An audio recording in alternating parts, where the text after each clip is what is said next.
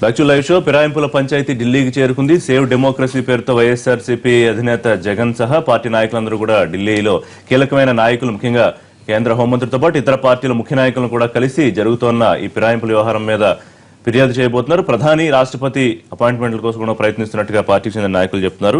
మరి ఈ చర్యల వల్ల ఫిరాయింపులు ఆగుతాయా, లేకపోతే దీని ఒక తీవ్ర స్థాయిలో జాతీయ స్థాయిలో చర్చకు చేసే అవకాశం ఉంటుందా అనేది చూడాల్సిన అవసరం ఉంది. మరోవైపు తెలంగాణ ప్రభుత్వానికి సంబంధించి కేబినెట్ లో మంత్రుల శాఖలు మారాయి. ముఖ్యంగా కేటీఆర్ కి డబుల్ ప్రమోషన్ వచ్చిందని చెప్తున్నారు. మరోవైపు తలసానికి డిమోషన్ వచ్చిందా అని రకరకాల విశ్లేషణలు వస్తూ ఉన్నాయి.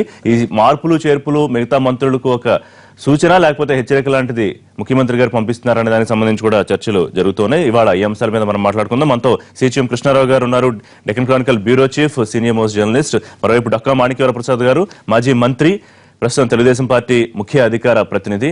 నోముల నరసింహయ్య గారు, మాజీ ఎమ్మెల్యే, టీఆర్ఎస్ ముఖ్య నాయకులు. ఢిల్లీ నుంచి మనతో పాటు లైవ్ లోకి అందుబాటులోకి వస్తున్నారు అంబటి రాంబాబు గారు, వైఎస్ఆర్సీపీ ముఖ్య నాయకులు, మాజీ ఎమ్మెల్యే. గుడ్ మార్నింగ్ రాంబాబు గారు. ముందుగా కృష్ణారావు గారితో ప్రారంభిద్దాం. కృష్ణారావు గారు, ఫిరాయింపుల వ్యవహారం మనం ప్రతిరోజు దాదాపుగా ఒక రోజు విడిచి రోజు మాట్లాడుకునే వ్యవహారంలో మారిపోయింది. ఎందుకంటే 2 రోజులు గ్యాప్ ఇచ్చి ఒక్కొక్కరు ముహూర్తం పెట్టుకుని జాయిన్ అవుతున్నారు. అటు కానీ ఇటు కానివ్వండి. దీన్ని ఏంటంటే అందరూ వ్యతిరేకిస్తారు, ఫిరాయింపులు నైతికం కాదు, అనైతికం అని. కానీ జరుగుతూనే ఉన్నాయి. సో ఢిల్లీకి చేరిన తర్వాత దీని మీద కేవలం ప్రచారం కోసమా, లేకపోతే కొంత వాళ్ళకి ఏదో సానుభూతి పవనాలా, లేకపోతే అవకాశం ఏమైనా ఉంటుందా జాతీయ స్థాయిలో చర్చ జరిగే పరిస్థితి? ఒకటే ఏంటంటే మీరే చెప్పినట్టు ఫిరాయింపులు అనైతికం. మామూలుగా అవి ప్రజాస్వామ్యబద్ధమైన ఒక పార్టీ నుంచి వదిలేసి ఇంకో పార్టీలో చేరడం అనేది ఎటువంటి తప్పు కాదు. ఇక్కడ అనైతికం ఏంటంటే వాళ్ళ పార్టీ ద్వారా సంక్రమించిన పదవులకు రాజీనామా చేయకుండా వెళ్ళిపోవడం. అది కూడా చాలా రైట్ రాయల్గా ఇష్టం వచ్చినట్టుగా ఒక పద్ధతి పాడు ఏమీ లేకుండా ఉంది. అంతే తప్ప ఇందులో మనం ఉదాహరణ చెప్పాలంటే ఇప్పుడు పువ్వాడ అజయ్ కుమార్, లేకపోతే ఈయన ఫారూక్ హుస్సేన్, ఇప్పుడు 2 ఏళ్ళు అయిపోయింది ఆల్రెడీ తెలంగాణ వచ్చి. ఇంకా బంగారు తెలంగాణ అని ఇవాళ కేసీఆర్ గారి మీద నమ్మకం కుదరడం, 2 ఏళ్ళ తర్వాత నమ్మకం కుదరడం ఏంటి? ఆ మొదటితే కుదిరిన వాళ్ళతోనే వీళ్ళు వెళ్ళాలి కదా. ఒక్కొక్కరికి ఒక్కోసారి అలా కుదురుతోంది. బంగారు తెలంగాణ మీద కేసీఆర్ ఏదో చేసేస్తాడు అనేది ఇవాళ వాళ్ళకి ఆశలు కలుగుతుంది. 4 రోజులు ఇంకొకళ్ళకి అక్కడ స్వర్ణాంధ్రప్రదేశ్ వ్యవహారం చంద్రబాబు నాయుడు గారి నాయకత్వమే బాగుందని 2 ఏళ్ళ తర్వాత గుర్తొస్తుంది. 2 ఏళ్ళ వరకు వాళ్ళకమ్మ చంద్రబాబు నాయుడు గారి నాయకత్వం పట్ల అంత నమ్మకం రాలా, ఇప్పుడు వస్తుంది ఏమిటో. సో ఇదంతా అందరికీ తెలిసి డ్రామాల వ్యవహారం. ఇది అధికారంలో ఉన్నప్పుడు ఆ చుట్టూ చేరేదే. ఉదాహరణకి అక్కడ తెలుగుదేశంలో చేరుతున్నారు, రూలింగ్ లో ఉంది కాబట్టి ఏదో పనులు పైరువీలు నడుస్తాయనేది. మరి అదే తెలుగుదేశం ఎమ్మెల్యేలు ఇక్కడ వాళ్ళు ఎందుకు వెళ్ళిపోయారంటే సేమ్ అదే కారణాల వల్ల. అక్కడ వాళ్ళు ప్రోత్సహిస్తున్నారు, ఇక్కడ ఉండు అని బతిమాలుతున్నా కూడా వీళ్ళు వెళ్ళిపోతున్నారు. రాహుల్ కిషోర్ మీరు ఫాలో అంటారు, ఆయన ఏదో ప్రాంతీయ తీవ్రవాదం పదం వాడి మళ్ళీ అట్లా అంటారంటే ఏదో మంత్రి పదవి కాపాడుకోవడానికి నిన్న చంద్రబాబు నాయుడు గారి కాళ్ళు కూడా ఏదో పట్టుకుని ఏదో పాదావందనం కూడా చేసి ఇంద్రుడు చంద్రుడు అని, నేను ఇదే కృష్ణా తీరంలో నడిచాను, ఇప్పుడు అదే ఇక్కడ మీరు అమరావతి సౌధాన్ని నిర్మిస్తున్నారు, అదే అదని. సరే ఈ జాకీల వ్యవహారాలు అవన్నీ మామూలు, అది అర్థం చేసుకోవచ్చు. ఇక్కడైతే ఒకలాగా అక్కడైతే ఒకలాగా, దానికి ఏదో తీరే ఉందా? ఇక్కడేమో ప్రాంతీయ తీవ్రవాదం అంటే అక్కడేంటి అభివృద్ధి, ఇక్కడ అభివృద్ధి అని అంటున్నారు. అందరూ ఇప్పుడు వెళ్ళిన వాళ్ళు చేర్చుకుంటున్న వాళ్ళు అనే మాట అంతా అభివృద్ధి, నియోజకవర్గం, బంగారు తెలంగాణ ఇక్కడ, బంగారు ఆంధ్రప్రదేశ్ అక్కడ అని కదా ఇదంతా చెప్పుకునేది. సో ఈ అనైతికంలో ఇక్కడ ఒకటి ఏంటంటే వాళ్ళకి వైఎస్ఆర్ కాంగ్రెస్ పార్టీ నుంచి చాలా మంది వెళ్ళిపోతున్నారు కాబట్టి వాళ్ళలో కొంత విజ్ఞత ఏదో బయలుదేరి ఫిరాయింపులు ఎక్కువ అవుతున్నాయనే దాంతో ఈ ఫిరాయింపులు నిరోధించడానికి ఏం చేయాలనే దాంట్లో ఒక అద్భుతమైన ఒక ధర్మాన ప్రసాదరావు గారు కూడా సూచించారు. అది యాక్చువల్ గా అది లా కమిషనే సూచించింది. ఈ ఫిరాయింపులు అనేది స్పీకర్ చేతిలో వాళ్ళ చేతిలో ఉండడానికి వీల్లేదు, ఇది గవర్నర్ రాష్ట్రపతి చేతికి అప్పగించమని లా కమిషన్ రిపోర్ట్ లో ఎప్పుడో ఇచ్చింది. దాన్ని పార్లమెంట్ పరిశీలించి చెయ్యాలి. ఇప్పుడు అలా చేయకపోవడం వల్ల ఏమవుతుందంటే స్పీకర్ అనేవాళ్ళు అధికార పక్షానికి అనుకూలంగా ఉంటారు కాబట్టి, ముఖ్యమంత్రి కనుసన్నల్లోనే నిర్ణయాలు తీసుకుంటారు కాబట్టి, గతంలో రాజశేఖర రెడ్డి గారు ప్రోత్సహించిన మాట వాస్తవం, ఆయనే మొదలుపెట్టాడు. ఈ మొదలుపెట్టిన తర్వాత సరే ఇక ఇది అయిపోయింది. ఇప్పుడు జరిగేది పీక్ స్టేజ్. జగన్మోహన్ రెడ్డి గారి టైంలో ఏంటంటే ఆయన ఒక ప్రిన్సిపల్ అయితే ఒకటి హ్యాడ్ టు యాక్సెప్ట్. ఆయన మొత్తం ఉన్న ఎమ్మెల్యేలు అందరూ జారిపోయినండి, ఆయన ఒకటే మిగిలినండి, ఆయన కూడా వెళ్ళిపోయి జాయిన్ అవ్వనండి, అది వేరే విషయం. కానీ ఒక ప్రిన్సిపల్ ఏంటంటే గతంలో ఆయన పార్టీ పెట్టిన తర్వాత 2010 పార్టీ పెట్టిన తర్వాత నుంచి ఎవరైతే కాంగ్రెస్ నుంచి తెలుగుదేశం నుంచి రాజీనామా వచ్చి చేరుతున్నారో వాళ్ళ చేత రాజీనామాలు తీసుకున్న దాఖలాలు ఉన్నాయి. ఆ రాజీనామాలు స్పీకర్ సమర్పించడం, స్పీకర్ యాక్సెప్ట్ చేయడం, కొన్నిట్లు తొక్కిపెట్టడం, ఇలాంటి కార్యక్రమాలన్నీ మనం చూసాం. ఇప్పుడు అలాంటి జరగడంలా వాళ్ళు అన్నింటికి రాజీనామా చేస్తున్నారు తప్ప ఎమ్మెల్యే పదవులకి ఎంపీ పదవులకి రాజీనామాలు చేయడం లేదు. ఈ సందర్భంలో ఈ ఈ ఈ అనర్హతలు వ్యవహారాలు నిర్ణయించేది కానీ ఫిరాయింపులు నిర్ధారించే విషయంలో కానీ ఆటోమేటిక్ గా మీకు ఫిరాయింపులు ఉండాలి అనే దాంట్లో కానీ దీనికి రాజ్యాంగపరంగా కొంచెం సవరణ అవి తెయ్యాలి. ఇది హక్కు చాలా మంది అన్కాన్స్టిట్యూషనల్ అని అంటారు, బట్ యాక్చువల్గా ఇది కాన్స్టిట్యూషన్లోనే పెట్టేశారు. స్పీకర్కే పవర్స్ ఉంటాయి, కోర్టులు ఇంటర్ఫీర్ అవడానికి వీల్లేదు అని. మనం తీసుకున్న దాఖలాలు అవి చూస్తుంటే మొట్టమొదటి రాజశేఖర రెడ్డి గారి టైంలో జరిగినప్పటి నుంచి చూస్తుంటే చాలా మంది కోర్టుకు వెళ్ళారు. ఈటెల రాజేంద్ర గారు కోర్టుకు వెళ్ళారు. తర్వాత మనకి వీళ్ళెవరు మన ఎర్రబెల్లి దయాకర్ రావు గారు వీళ్ళందరూ కోర్టుకు కేసులు వేసారు. వేస్తే హైకోర్టులో నో, సుప్రీంకోర్టులో నో, అంతా స్పీకర్ గారు చూసుకుంటారు, మేము ఇంటర్ఫీర్ కాము, it is up to the speaker అని. సో ఈ స్పీకర్ అనేది ఏంటంటే అసలు వీళ్ళు రాజీనామా చేయమని అడిగేవాడు లేడు, వీళ్ళు చేయడము లేదు, బట్ వీళ్ళు కొనసాగి చేస్తున్నారు. ఇది పూర్తిగా అనైతికం, అధర్మం. మాట్లాడదాం. రాంబాబు గారు, ప్రజాస్వామ్యాన్ని పరిరక్షించాలి అనే నినాదంతో మీరు అందరూ ఢిల్లీ బాటపట్టారు. ప్రస్తుతం అపాయింట్మెంట్లు ఎంతవరకు ఖరారయ్యే, ప్రధానమంత్రి గారు కలిసే అవకాశం ఉందా? నిన్న ఏదో మీ విమానాల సాంకేతిక లోపం కారణంగా హోంమంత్రి గారు అపాయింట్మెంట్ మిస్ అయినట్టుంది, వాళ్ళు కలవబోతున్నారా? జాతీయ స్థాయిలో చర్చకు తీసుకురావడం ద్వారా ఒకటి ఏం జరిగే అవకాశం ఉంది అంటే క్లియర్ గా ఫస్ట్ పాయింట్ ఫిరాయింపులు ఆగుతాయని ఆశాభావం ఉందా? ఫిరాయింపులు ఆగటం ఆగపోవటం అనే దాని మీద కొద్దిగా ఆలోచించవలసిన అవసరం ఉంది. ఫిరాయింపులు ఆగవలసింది, ఆపవలసింది ఈ రాష్ట్ర ముఖ్యమంత్రి చంద్రబాబు నాయుడు గారు. ఆయనే ఫిరాయింపులు ప్రోత్సహిస్తున్నప్పుడు ఫిరాయింపులు ఆగుతాయని నేను అనుకోను, కానీ ఒక ఫిరాయింపులకు ఒక శాశ్వతమైనటువంటి పరిష్కారం కావాల్సినటువంటి అవసరం ఉంది. ముఖ్యంగా ఆంధ్ర రాష్ట్రంలో కానీ తెలంగాణలో కానీ జరుగుతున్నటువంటి ఫిరాయింపులు చూస్తే అసలు ఫిరాయింపుల నిరోధక చట్టం అమలులో ఉన్నా కూడా ప్రయోజనం లేనటువంటి పరిస్థితి కనిపిస్తా ఉన్నది. కానీ ఒక చట్టాన్ని చేసినప్పుడు అది ప్రయోజనకరంగా లేనప్పుడు తీవ్రమైన చర్చ జరగవలసిన అవసరం ఉంది, ఆ చట్టాన్ని మార్పు చేయవలసినటువంటి అవసరం కూడా ఉన్నదని నేను భావిస్తా ఉన్నా. అయితే ఇవాళ వైఎస్ఆర్ కాంగ్రెస్ పార్టీ నుంచి 10 మంది 15 మంది వెళ్లటమో, లేదా తెలుగుదేశం కాంగ్రెస్ పార్టీ నుంచి తెలంగాణలో టీఆర్ఎస్ లో 10 మంది 15 మంది వెళ్ళటం వల్ల ఏదైనా ప్రభుత్వాలు మారే అవకాశం లేకపోవచ్చు. కానీ ఇది ఒక అనైతికమైన ప్రమాదకరమైనటువంటి ధోరణి, ఇది ప్రజాస్వామ్యానికి సరైనటువంటి పద్ధతి కాదు అనేది అందరి అభిప్రాయం కూడా. ఎవరి అభిప్రాయం? కేసీఆర్ గారిది, చంద్రబాబు నాయుడు గారిది మినహా ఈ దేశంలో ఉన్న వాళ్ళందరి అభిప్రాయము అదే. అయితే దీని మీద ఒక చర్చ జరగాలి.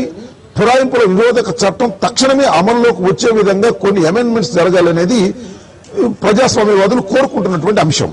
ఇవాళ ఫిరాయింపులు మేము ఢిల్లీ రావడం వల్ల ఆగిపోతాయా, లేకపోతే ఢిల్లీ వచ్చి 10 మందిని కలుసుకున్న తర్వాత దీని పర్యవసానం ఎలా ఉంటుందనేది భవిష్యత్తులో నిర్ణయించబడుతుంది. కానీ ఢిల్లీ స్థాయిలో, దేశ స్థాయిలో ఫిరాయింపులు జరుగుతున్న విధానం మీద ఒక తీవ్రమైన చర్చ జరగవలసినటువంటి అవసరం అనేది మా అభిప్రాయం. మాణిక్య ప్రసాద్ ఇక్కడే ఉన్నారు. వారు నిన్న మాట్లాడుతూ ఫిరాయింపులకు సంబంధించి, ప్రజాస్వామ్యానికి సంబంధించి ఒక వారి స్థాయిలో ఒక మీనింగ్ చెప్పారు.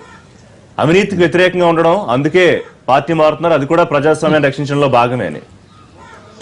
నేననేది పార్టీ మారడం అనేదాన్ని మాణిక్య వరప్రసాద్ గారు చెప్పినా, చంద్రబాబు నాయుడు గారు చెప్పినా, లేకపోతే ఇంతకుముందు మన కృష్ణారావు గారు చెప్పినా పార్టీ మారండి, తప్పులేదు. పార్టీ తప్పనిసరిగా మారొచ్చు, ఒకే పార్టీలో ఉండవలసినటువంటి అవసరం లేదు.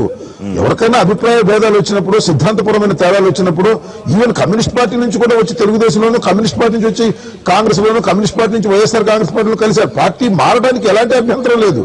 కానీ ఫిరాయింపు జరుగుతున్నప్పుడు, ఒక పార్టీ నుంచి మరొక పార్టీకి వెళుతున్నప్పుడు, ఆ పార్టీతో సంక్రమించినటువంటి ఒక ప్రజాస్వామ్యయుతంగా చట్టబద్ధంగా సంక్రమించినటువంటి పదవి అది ఎమ్మెల్యే. అవినీతి కారణం చెప్పినా, అభివృద్ధి కారణం చెప్పినా రాజీనామా చేసి వెళ్ళాలి, అంతే కదా. ఏ కారణం చెప్పినప్పటికీ కూడా నేను ఏంటంటే, ఎస్, జగన్మోహన్ రెడ్డి గారు అవినీతి పరుడు, చంద్రబాబు నాయుడు గారు చాలా గొప్ప నీతి నిజాయితీ పరుడు, జగన్మోహన్ రెడ్డి గారు అవినీతి నిరోధకుడు, చంద్రబాబు నాయుడు గారు పెద్ద అభివృద్ధి తీసుకెళ్లే మహానుభావుడు అని అనుకోమని మాకేం అభ్యంతరం లేదు, అది నమ్మమని మాకేం అభ్యంతరం లేదు. అయితే ఈ అవినీతి పరుడైనా, లేదా వాళ్ళు చెప్తున్నటువంటి అప్రజాస్వామికమైన జగన్మోహన్ రెడ్డి గారి ద్వారా సంక్రమించినటువంటి మీ పదవిని వదులుకొని వెళ్ళండి నాయన, వెళ్ళి అక్రమాలను సంపాదించండి. ఆ అభివృద్ధిని మంత్రి చంద్రబాబు నాయుడు గారు పంచన చేసి సైకిల్ గుర్తు మీద గెలవమనండి, మాకు అభ్యంతరం లేదు. ఇలాంటి అనైతికమైనటువంటి చర్యలు చేయటం వల్ల భవిష్యత్తులో చంద్రబాబు నాయుడు గారి పార్టీకి ఏ విధమైన శృంగభంగం జరిగిందో మనం చూస్తాం. ఏ ఇళ్ళగానే పండుగ కాదు, తర్వాత ఏం జరుగుతాయి పరిణామాలు చూస్తాం. ఇప్పుడు 3 సంవత్సరాల పాటు ఇంకా అధికారంలో ఉంటారు కాబట్టి అందరూ ఎగబడొచ్చు, డబ్బులు తీసుకుని వెళ్ళొచ్చు. ఇప్పుడు అవినీతి పరులు అనే మాట మమ్మల్ని అనే ముందు తెలుగుదేశం పార్టీ కూడా ప్రశ్నించుకోవాలి. ఇవాళ ఇదే విషయం, ఇది ఒక చర్చ జరుగుతోంది. ఉంటారు కాబట్టి వదిలేసి ఉంటే సరిపోయేదేమో. ఆ వేళ రాజ్భవన్ దగ్గర జగన్మోహన్ రెడ్డి గారు కామెంట్ చేయకుండా నాతో టచ్ లో ఉన్నారు, అవసరం అనుకుంటే పడగొడతాను. ఒక్క విషయం ఋషి గారు, జగన్మోహన్ రెడ్డి గారు కామెంట్ కాదు అది, పత్రికలు తప్పు మార్గాన్ని. ఇప్పుడు దురదృష్టకరమైన విషయం ఏంటంటే ఈ రాష్ట్రంలో ఉన్నటువంటి మీడియా గాని పత్రికలు గాని చంద్రబాబుకు అనుకూలంగా రాయాలని తాపత్రయపడుతున్నాయి. దట్ ఈస్ జగన్మోహన్ రెడ్డి ఆయన అనలేదు, జగన్ గారు అనలేదా? కంట్రోల్ చేసే జగన్మోహన్ రెడ్డి గారు అన్నదాన్ని అన్నట్టుగా ప్రచురణ చేస్తే, అన్నట్టుగా చెప్తే చాలా బాగుండేది. జగన్మోహన్ రెడ్డి గారు ఒక విలేకరి అడిగిన ప్రశ్నకు మీకు 21 మంది వస్తే ఈ ప్రభుత్వం పడిపోద్దు కదంటే, మా దగ్గర ఆ నెంబర్ లేదమ్మా, ఆ నెంబర్ వచ్చినప్పుడు మీకు చెప్తాంలే అని అంటే, పడగొట్టే ప్రయత్నం చేస్తున్నారు, చాలా పడిపోతుంది చేతుల్లో ఉన్నాయి కదా అని మిస్టర్ రోజు రాసుకుంటే అది సరైనటువంటి పద్ధతి కాదు. నిదానంగా ప్రజలకు చేరుతుంది. కానీ ఒక అప్రజాస్వామికమైన, అనైతికమైన, చట్ట వ్యతిరేకమైన కార్యకలాపాలు చేస్తూ కూడా చంద్రబాబు నాయుడు గారు అంత గొప్పవాళ్ళు లేడు అనేటువంటి మాట మాట్లాడుతుంటే అర్థం కానిటువంటి గారు.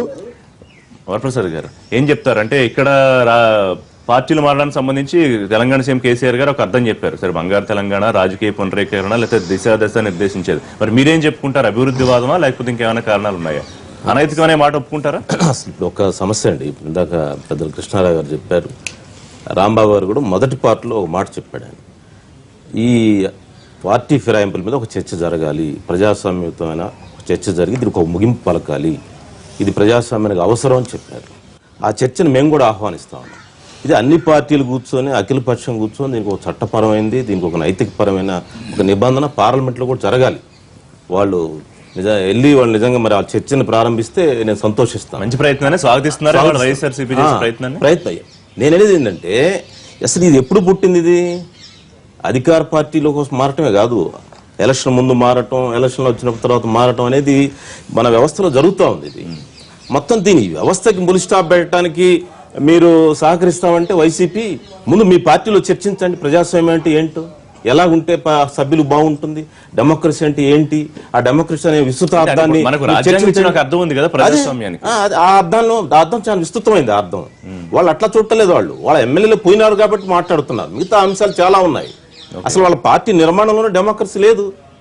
వాళ్ళ ఎమ్మెల్యేలు చెప్తున్నారు, వాళ్ళు వాళ్ళ నాయకుడితో సరైన మాట్లాడే అవకాశమే లేదని చెప్పుకుంటున్నారు. వాళ్ళు ఇంటర్నల్ డిస్కషన్ లేదు, ఒక యూనిట్ లేదు, ఒక జిల్లా కమిటీ లేదు, ఒక మండల కమిటీ లేదు. వాళ్ళ చిన్న ఒక సమస్య మీద కింద నుంచి పైస్తాగా డిబేట్ చేసే అవకాశం లేదు వాళ్ళ పార్టీలో. ఒక డెమోక్రటిక్ ఇన్స్టిట్యూషన్కి ఉండాల్సినటువంటి ఒక్క లక్షణం కూడా ఆ పార్టీకి లేకుండా వాళ్ళు ఎమ్మెల్యేలు మారటం అనే ఒక అంశాన్ని మాత్రమే వాళ్ళు ప్రజాస్వామ్యంగా మాట్లాడుతున్నారు. నేనేమంటున్నా ఈరోజు ఎమ్మెల్యేలు మారటం అంశం మీద కూడా అన్ని పార్టీలు కూడా విస్తృతమైన చర్చ జరపాలి. ఈ విషయంలో నేను కూడా స్వాగతిస్తున్నాను వ్యక్తిగతంగా. నేను అంటున్నాను, ఈ ఎన్నికల విధానంలో పార్టీలు ఎమ్మెల్యేలు మారకుండా ఆపడం కష్టం. అందువల్ల ఎన్నికల విధానమే మారాలంటాను నేనైతే వ్యక్తిగతంగా. ఎందుకు ఇది ఒక చట్టం మార్చి సరిపోదా? చట్టం మార్చి సరిపోతుంది, ఈ చట్టం మార్చి సరిపోతుంది ఇప్పటికీ. కానీ ఎన్నికల విధానం ఇంకా మార్చి, ఇంకా ప్రజలకి 67 సంవత్సరాల తర్వాత మీరు పెద్ద గీత గీసి చిన్న గీతని చెరిపేసే ప్రయత్నం చేయాలి. అలాంటిది నేననేది వాళ్ళు కనుక అంటే ఆ పార్టీ నిజంగా ఈ ఎన్నికల పార్టీల మారడం అనేది ఒక అన్డెమోక్రటిక్ సేవ్ డెమోక్రసీ అనే నినాదాన్ని ఒక లాజికల్ ఎండ్కి తీసుకుతెలుచుకుంటే, you call for all party meeting. First yourself నీ పార్టీలో డిబేట్ చేయండి ఎలా వెళ్ళాలో. సో భవిష్యత్తులో దీనికి ముగింపు మీ పార్టీ తరపు నుంచి ఒక వైపు నుంచి అనైతిగానే ఒప్పుకుంటూ తప్పని పరిస్థితితో తీసుకుంటున్నారా వచ్చిన ఎమ్మెల్యే? మేము ఎవరిని తీసుకోవాల్సిన అవసరం లేదు. నెంబర్ ఉంది, వచ్చిన వాళ్ళు జాయిన్ చేసుకుంటారు. It is a right to freedom of the individual. అతనికి హక్కు ఉంది. అతనికి ఆ పార్టీ నచ్చలేదు, బయటకు వస్తున్నాడు, బయటకు చేర్చుకోండి. మేము చేరతాం. ఒక లీడర్ ఆయన రాజీనామా అనేది ఇప్పుడున్న చట్ట ప్రకారం స్పీకర్ నిర్ణయం తీసుకోవాలి. సుప్రీంకోర్టు గైడ్ లైన్స్ ఫిక్స్ చేసింది. ఆ గైడ్ లైన్స్ ప్రకారం స్పీకర్ నిర్ణయం తీసుకోవాలి. ముఖ్యమంత్రి గారికి ఏం సంబంధం? రోలే లేదు. వచ్చినట్టు ఎమ్మెల్యేలు మొత్తం జాయిన్ చేసుకుంటే ఏం ఇబ్బంది లేదా? అసలు దాని ఇప్పుడున్న చట్ట ప్రకారం నేను మాట్లాడుతున్నాను. ఏంటంటే మీరు చెప్పిన చట్ట ప్రకారం చెప్పండి. యాంటీ డిఫెక్షన్ లా ఉంది. స్పీకర్ కి రాజీనామా పత్రం ఇవ్వాలి అసలు ముందు వీళ్ళు. అది స్పీకర్ నిర్ణయం తీసుకుంటారు. స్పీకర్ ఇచ్చిన తర్వాత కదా దాన్ని యాక్సెప్ట్ చేయాలా? రాజీనామా పత్రం ఇచ్చిన తర్వాత కదా స్పీకర్ నిర్ణయం తీసుకుంటారు. Domain of speaker. రాంబాబు గారు, ఎట్లా డొమైన్ ఎలా అవుతుంది? ముందు రాజీనామా స్పీకర్ పవర్స్ లో మేము ఎట్లా ఇంటర్వ్యూ అవుతామండి? అది చాలా అన్యాయం.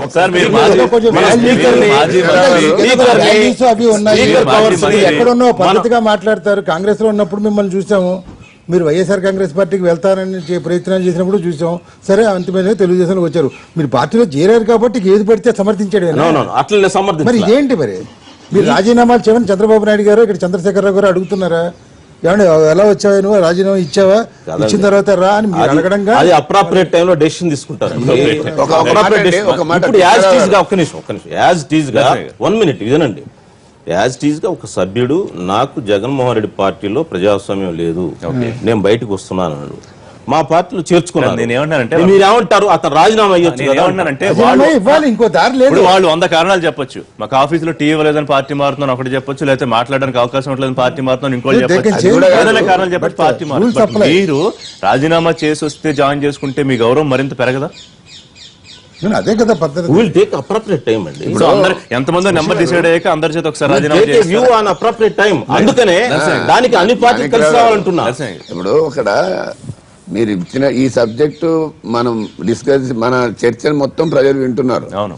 మనం నేను ఒక మాట పెద్దలు కృష్ణారావు గారు కానీ అందరికీ నా విజ్ఞప్తి ఏంటంటే, స్వతంత్రం వచ్చిన మొదటి దశాబ్ద కాలం ఎట్లా ఉంది, మనం బాల్యంలో ఉన్నా మనం చూస్తున్నాం పరిస్థితి. రాజకీయాలు ఎట్లున్నాయి, రాజకీయ పార్టీలు ఎట్లున్నాయి, వాటి నైతిక విలువలు ఎట్లున్నాయి, అర్ధ శతాబ్దం తర్వాత ఎట్లున్నాయి, అర్ధ శతాబ్దం దాటిన తర్వాత పరిస్థితి ఏందనేది మనం అర్థం చేసుకోవాలి. ఈరోజు ఒక్కసారి మనం గమనిస్తే పివి నరసింహారావు 5 సంవత్సరాలు రాజ్యం వెళ్ళినాడు, మైనారిటీలో ఉండి. ఎట్టేళ్ళిండో మన దాని గురించి చర్చ అవసరం లేదు. రెండవది నాదెండ్ల భాస్కర్రావు గారు రాజ్యం వెళ్తానికి ముందు పడ్డాడు. ఎట్టేళ్ళిండో మనం దాని గురించి పట్టించుకోవాల్సిన అవసరం లేదు. రామారావు గారు పార్టీ ఏర్పాటు చేసి మొత్తం రాష్ట్రం అంతా తిరిగి కాంగ్రెస్ వ్యతిరేకంగా చేస్తే అసెంబ్లీలో 1 నిమిషం కూడా మాట్లాడకుండా దిగిపోయినాడు. మాట్లాడితే కూడా అవకాశం దాలేదు. ఇక్కడ నేను ఏమంటున్నా అంటే, ఫిరాయింపులు, అధికారాన్ని అధికార దావంతో మార్చేది ఏదో బుడ్డ పిల్లగాళ్ళకి చెప్పినట్టు, చాక్లెట్ తినే వాళ్ళకి చెప్పినట్టు కాదు. దీనికి ఉన్నటువంటి వారసత్వం ఇది. దీని మీద ఖచ్చితంగా ఉక్కుపాదం పెట్టాల్సిన అవసరం ఎప్పుడూ ఉండే. ఈ రోజు కూడా జరగలేదు అది. అంచేతనే ఈ రోజు పార్టీ ఫిరాయింపుల డిఫెక్షన్ బిల్లు ఎప్పుడు పెట్టినారు?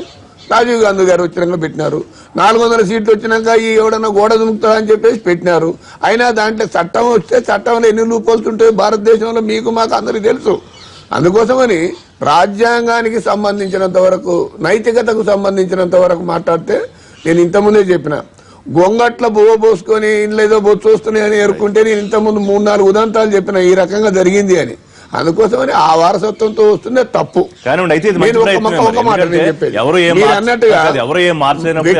వ్యక్తికి సంబంధించినటువంటి నేను ఒక మాట చెప్తున్నాను, ఓపెన్ గా చెప్తున్నా, మీ ద్వారా చెప్తున్నాను. సిపిఎం పార్టీ తల్లి లాంటి పార్టీ, ఈ పార్టీలో ఇవ్వడం నా వల్ల కాదు. అందుకే రాజీనామా చేసి ఉద్యమ పార్టీకి ప్రచారానికి వెళ్తున్నానని చెప్పిన. పోటీ చేయను మర్రో అని మా నాయకుని వేడుకున్నా, అయినా పోటీ చేయమన్నట్టు చేసినాను. చేసి ఈ రోజు పార్టీలో పనిచేస్తున్నాను. ఎందుకు? నా వ్యక్తిగత అభిప్రాయాల కోసం. చాలా కొంచెం ముత్తదాసుకోవడం ఎందుక, మారితోడు వాని అధికారం కోసం, వాని కాన్స్టిట్యున్సీ కోసం, వాని నిలబడడం కోసం, రాజకీయ ఎదుగుదల కోసం. 20-30 కోట్లు అది దుర్మార్గం. అంతకంటే లేదు. నేను అదే అంటున్నా, వీటిని ఎవరు? ప్రభుత్వం ఉంది కదా, గవర్నమెంట్ ఆఫ్ ఇండియా ఉంది కదా. ఇంత దుర్మార్గం చేతులు మారుతుంటే ఏం చేస్తుంది? వాటి మీద యాక్షన్ తీసుకోవడానికి ఎవరికి అధికారాలు లేవా? అందుకని అటల పేరుతోటి అజంప్షన్స్ ప్రిజంప్షన్స్ తోటి కాదు మనం మాట్లాడాల్సింది. ఈ రోజు వాళ్ళు చేస్తుంది, వైఎస్ఆర్సీపీ చేస్తుంది, వాళ్ళ సర్వైవల్ కోసం, వాళ్ళ పార్టీ బతకడం కోసం, దేశంలో తెలవడం కోసం, ప్రపంచంలో తెలవడం కోసం ఈ రకంగా పోతుందని చెప్తున్నాడు. అక్కడ ఇక్కడికి వచ్చే వరకు రేవంత్ రెడ్డి ఏం మాట్లాడినాడు, మన చంద్రబాబు నాయుడు ఏం మాట్లాడినాడు, అక్కడ ఏం చేస్తున్నాడు? మేము అడిగింది ఏ ఒక్కరిని రమ్మలేదు, వాళ్ళు వస్తున్నారు. రాంబాబు గారు, మీ ఉనికి కోసం ప్రజాస్వామ్యాన్ని కాపాడండి అని నినాదంతో ఢిల్లీ రోడ్ల మీద పడ్డారా? ఒక్కటి ఉనికి అనేది కేవలం నంబర్తో ఇటు అటు మారటం వల్ల ఉనికి పోయే అవకాశాలు ఉంటాయని నేను అనుకోనండి. అయితే ఇక్కడ జరుగుతున్నటువంటి పరిణామాలు ఏంటంటే, ఇంతకు ముందు నుంచి మనం చర్చ చూస్తున్నాం. మాణిక్య ప్రసాద్ గారు మాట్లాడారు, అలాగే మిగతా మిత్రులు కూడా మాట్లాడారు. నేను అనేది ఏంటంటే, ఇవాళ చట్టం తన పని తాను చేసుకుపోవాలి అనే దాని మీద అందరికీ ఏకాభిప్రాయం ఉంది. అయితే చట్టం తన పని తాను చేసుకోకుండా ఉండేందుకు రాష్ట్రంలో ఉన్నటువంటి ఇరు ముఖ్యమంత్రులు కూడా, అటు ఉమ్మడి రాష్ట్రంలో ఉన్నటువంటి అటు తెలంగాణలో ముఖ్యమంత్రి గారు, ఇటు ముఖ్యమంత్రి గారు దానికి అడ్డం పడుతూ ఉన్నారు. ఎవరైతే కాంగ్రెస్ నుంచి వస్తున్నటువంటి ఎమ్మెల్యేలు, ఎవరైతే వైఎస్ఆర్సీపీ నుంచి వస్తున్నటువంటి ఎమ్మెల్యేలు, వాళ్ళందరూ రాజీనామా చేసి రండి, మళ్ళా మా పార్టీలో నిలబడి గెలవండి అనే మాట ఒక్కసారి కొనసాగేటువంటి అవకాశం లేదు. ఆ మాట కాకోకుండా మీకేమీ పర్వాలేదు, రేపు రీఆర్గనైజేషన్ లో సీట్లు పెరుగుతున్నాయి, మీరు వచ్చినా రాజీనామా చేయవలసిన అవసరం లేదు. ఒకవేళ రాజీనామా చేసినా స్పీకర్ తో చెప్పి రాజీనామాలు ఆమోదింపు చేయకోకుండా మేము నెట్టుకొస్తాము, మీకేమి ఇబ్బంది లేదు అనేటువంటి మాట ఇరు ముఖ్యమంత్రులు మాట్లాడుతున్నారనేది బహిరంగ రహస్యం. ఇంకొక అడుగు ముందుకు వేసి తెలంగాణలో తలసాని శ్రీనివాస్ యాదవ్ గారిని సైకిల్ గుర్తు మీద గెలిచినటువంటి వాడిని ముఖ్యమంత్రి గారు మంత్రిగా తీసుకొని సంవత్సరం నుంచో మంత్రిగా కొనసాగుతున్నారు. ఇప్పుడు అదే చర్చ ఉంది కదా, ఫిరాయింపుల మాట్లాడు. నిరోధక చట్టం ఈ భారతదేశంలో బతికుందా? ఏమిటి దుర్మార్గమైనటువంటి ఆలోచన? కాదు, ఇది ఒక్క సరైనటువంటి నిమిషం, రాంబాబు గారు. కాదు. ఇందాక ఒక్క నిమిషం మాణిక్య ప్రసాద్ గారు ఒక మాట అన్నారు. ఏంటి, మా పార్టీలో ప్రజాస్వామ్యం లేదు అని. మా పార్టీలో ప్రజాస్వామ్యం ఉందో లేదో మేము తప్పనిసరిగా చర్చించుకుంటాం, దానిలో ఏ విధమైన సందేహం లేదు. అయితే మీ పార్టీలో ప్రజాస్వామ్యం ఎంతవరకు ఈ లోపు జరగాల్సిన నష్టం జరిగిపోతుందేమో రాంబాబు గారు. క్యాష్ క్యారీ కాదు, మీరు చర్చించుకునేలోపు ఈ లోపు జరగాల్సిన నష్టం జరిగిపోవట్లేదు. రాజకీయాలు నీతి నిజాయితీ కలిగినటువంటి చంద్రబాబు నాయుడు గారు పెడుతున్నారనేటువంటి మాట ఎంత దౌర్భాగ్యంగా ఉందండి. ఇది సరైనటువంటి విధానం కాదు. ఇది దేశ స్థాయిలో రాష్ట్ర స్థాయిలో చర్చ జరగాలి, అమెండ్మెంట్స్ జరగాలి, పార్టీ విరోధం జరిగిపోవాలి. పార్టీ ఫిరాయింపే విధానాన్ని ప్రోత్సహించకూడదు రాష్ట్ర ముఖ్యమంత్రుల స్థానంలో ఉండి కూడా పార్టీ ఫిరాయింపులు ప్రోత్సహిస్తే ఇంకా ప్రజాస్వామ్యం నడి రోడ్లు పడితే ఏమవుతుందనే విషయాన్ని కూడా దయచేసి గమనించాలని మనం చేస్తున్నా. కంటిన్యూ చేద్దాం రాంబాబు గారు. చిన్న బ్రేక్ తీసుకున్నాను. బ్రేక్ తర్వాత లైవ్ షో కొనసాగుతుంది. Stay tuned.